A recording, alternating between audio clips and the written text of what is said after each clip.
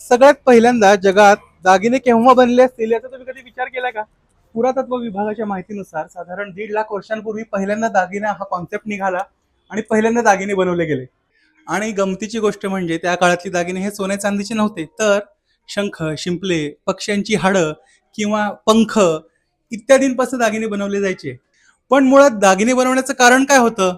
ओळख व प्रतिष्ठा दाखवण्यासाठी, एखाद्या समूहातलं आपलं सदस्यत्व जाहीर करण्यासाठी किंवा आध्यात्मिक कारणासाठी आणि त्याच्या नंतर नंतर सुंदरतेसाठी आणि सजावटीसाठी सुद्धा दागिन्यांचा उपयोग करण्यात आला. मग सोन्याचे आणि चांदीचे दागिने बनवण्याची सुरुवात नक्की केव्हापासून सुरू झाली तुम्हाला माहितीये का? सुमारे 6,000 वर्षांपूर्वी पहिल्यांदा मानवानं सोन्याचे दागिने बनवायला सुरू केले. तर याचे पहिल्यांदा अवशेष सापडलेत ते इजिप्शियन संस्कृतीमध्ये आणि आपल्या सिंधू संस्कृतीमध्ये. भारतामध्ये सोन्याचे दागिने म्हणजे अत्यंत प्राचीन आणि धार्मिक संपन्नतेचा आणि परंपरेचा भाग राहिलेला आहे. सुमारे 4,500 वर्षांपूर्वी हडप्पा संस्कृतीमध्ये सोन्याचे दागिने, चांदीचे दागिने, मण्यांच्या आकारामधले किंवा फुलांच्या आकारांमधले दागिने पहिल्यांदा सापडले होते. आणि इतक्या प्राचीन आणि वैभवशाली परंपरेचे आजच्या काळातले आम्ही वारसदार आहोत, याचा आम्हाला प्रचंड अभिमान आहे.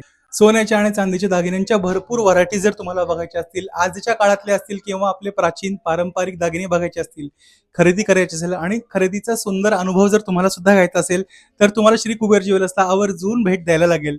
शोरूमचा पत्ता आहे श्री कुबेर ज्वेलर्स, कुबेर चेंबर्स, इंचगिरी मठाच्या समोर, विजापूर रोड, सोलापूर. नक्की आम्ही वाट बघतोय.